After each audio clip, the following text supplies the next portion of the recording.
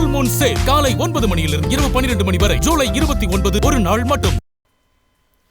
சென்னை மாதவரம் விளங்காடு பாக்கத்தில் ஒரே நாளில் 156 சிறு குறு தொழில் நிறுவனங்களுக்கு சீல் வைக்கப்பட்டது. இதனை கண்டித்து நிறுவன உரிமையாளர்களும் தொழிலாளர்களும் சாலை மறியலில் ஈடுபட்டனர். சென்னை மாதவரம் சட்டமன்ற தொகுதி விளாங்காடு பாக்கம் ஊராட்சியில் சுமார் 2500 சிறு குறு நிறுவனங்கள் இயங்கி வருகின்றன.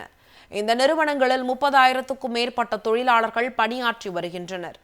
இந்த நிலையில் புழல் வட்டார வளர்ச்சி அலுவலர்கள் ஒரே நாளில் திடீரென 156 சிறு குறு தொழில் நிறுவனங்களை பூட்டி சீல் வைத்தனர்.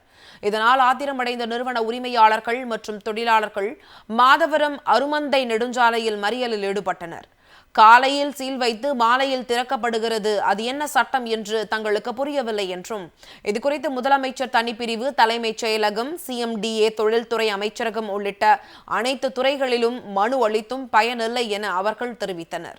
தொழிலை செய்ய விடாமல் அதிகாரிகளும் காவல்துறையினரும் பல்வேறு இன்னல்களை தருவதாகவும் அவர்கள் குற்றம் சாட்டினர். நீங்கள் எல்லாம் சிறு தொழில் தான் செஞ்சுட்டு இருக்கிறோம்.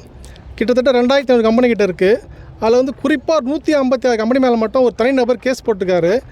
இது சம்மந்தமாக அவங்க நடவடிக்கை எடுத்துட்டாங்க. பிடிஓ மேடமு காலையில் சீல் வைப்பாங்க, சாயங்காலம் அது ரிலீஸ் ஆகுது. அது என்ன சட்டம்படி எங்களுக்கு எதுவும் புரியல. இந்த மாதிரி தான் நடக்குது. தொழிலை வந்து தமிழ்நாட்டுக்கு நசுக்கிறாங்க. இங்கே இந்த சுற்று வட்டாரத்துலேயே அதிக வருமானம் தர்றது திருவள்ளூர் மாவட்டம் மட்டும்தான் தொழில்துறையில்.